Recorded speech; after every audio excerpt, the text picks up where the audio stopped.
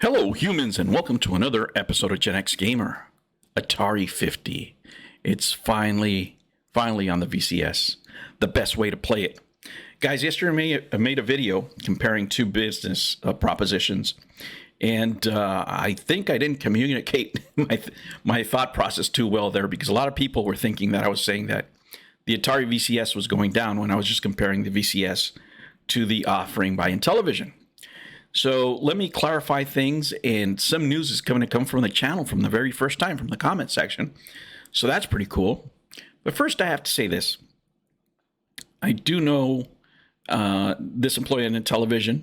I've had communications with them, and I love the Atari brand. So I don't think I could be unbiased in my opinion, because I want Atari to succeed.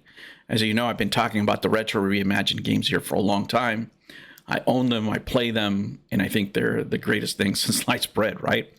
Instead of playing Fortnite, for me, I'm going to have a great time, and I've been having a great time playing Pong with my joystick controller, which is my favorite controller. So because of brand loyalty, right, and because I want the company to succeed, I think my views on the games are always going to be towards a positive, because these are the kinds of games that I like, and I talk about things that I like mostly, right? And I do love my Atari VCS. I love the wood grain. I'm a big fan of that look, and I'm going to tell you straight up, I'm happy with my purchase, right? I don't care how much it went down. I think it went down to the price I got it, so I'm not too unhappy. But let me show you here the comment so we can all get on the same page. Villainous Dappa. Suspending existing VCS manufacturing contracts because we are looking for new manufacturing so that we can bring the cost down for the VCS to a price point we feel the market needs us to be at. Okay, something I pointed out yesterday, right? Showing you the different prices. So that's pretty cool. This is not the death of the VCS. If it was the end of the VCS, then why is Atari making upcoming accessories and hardware add-ons? I didn't say that it was a death of the VCS, by the way. Why are we developing and porting games to the VCS? Why are people like me hired to work on the VCS? A lot of money is being invested into the VCS. Is it Microsoft or Nintendo money? No, it's not. Atari is currently a small company with a giant name. I think that's a great analogy. I should have called that you know what? I'm gonna name this video that. I think that's a great analogy. But it has been steadily growing. From being a publisher that was only plastering the Fuji on t-shirts to an actual gaming company, Atari has grown and transformed itself. Again, the VCS is not dead. Manufacturing contracts have been suspended because we are looking for new manufacturing to get costs down. Currently, a lot of stock available for the VCS, so now is the time to make that kind of transition. Okay, that's what he wrote there. Now, again, I never said the VCS was dead on the video. I was making a comparison, and I think I made a short that maybe that, threw people off, because I was just saying that I was going to talk about it later today, because that was the rumor out there. So let me get back to my business analysis here of Atari. Let me say this, guys. When it comes to manufacturing, it's a tough game. It really is. Costs are rising, inflation is up, and costs are probably just going to go up because people need to make more money in manufacturing. Now, for them to, revise their strategy as far as costs for making consoles, I think that's a great idea. If you can get them down. The problem right now is everybody's having the same problem, right? So when it's that kind of competition, it makes it a little bit harder. But what have I told you here? And again, what I'm about to state are my opinions, right? Business-wise, if I was running, right, if I was the imaginary CEO of Atari, this is what I'd be doing.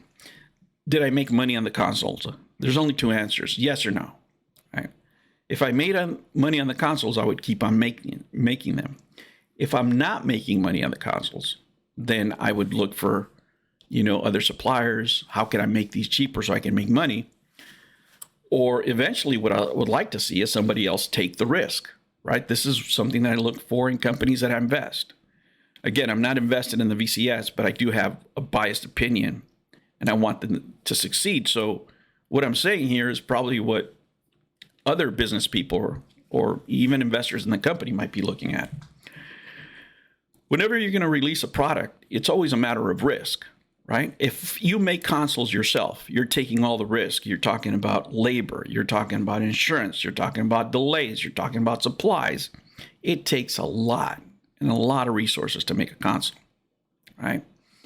What would I like to see, right? If it was me and my job as a CEO is to make the company money, I need to turn the ship around. I'd rather make 10, 15% than lose my ass off or lose money on every console just because there might be the possibility of making 30% down the line or 40%. That's not guaranteed. You know what's guaranteed? Royalties. You know what's guaranteed?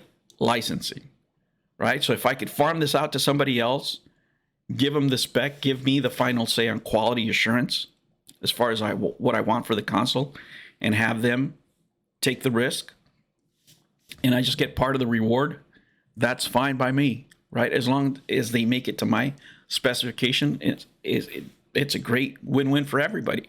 This used to happen in the industry all the time. Remember when, for example, Sears would have their own version of Atari, or was it in television, or, you know, different stores would have their versions of hardware. It happened elsewhere, right? The TurboGrafx had, for example, some drives. Was it a Pioneer Laserdisc? I can't remember. So hardware can be farmed out for a licensing fee, which guarantees profit. Because at the end of the day, what you want is the company to be profitable and making money. Now, nothing makes more money than good software, right? So that's where probably they're putting a lot of the resources. Again, I don't know. I don't have any inside information. I'm just telling you what I think, right? What I think if I was an investor, if I was a CEO in this company. But I think they're taking great steps forward, right? Cutting off anything that's not making you money is a great thing.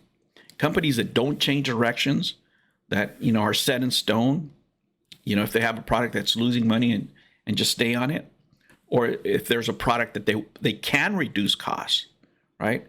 They do it right away. You know, we see it for example, with the PlayStation. It just happened, right? They're making a smaller model that doesn't take so much materials to make, right? So there's all kinds of things that could be worked on a future console that can improve not only the sales performance, right, but the profitability.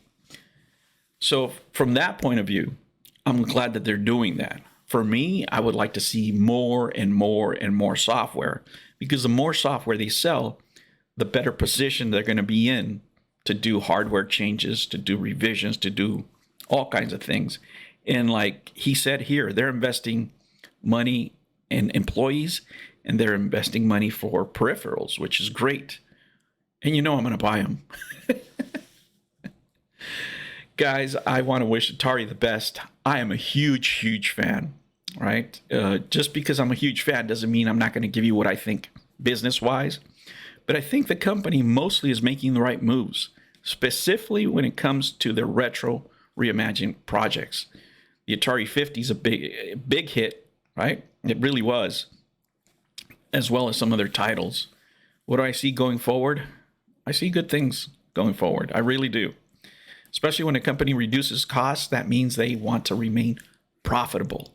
And that, my friends, is always a great thing. All right, guys, those are my thoughts on Atari. And right now, I'm about to play the Atari 50 on my beautiful wood grain VCS. It's the best.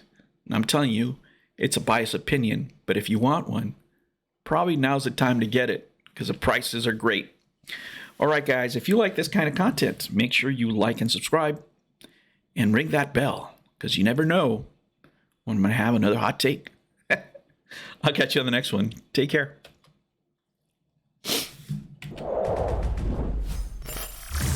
New videos every week. Make sure you don't miss out and subscribe.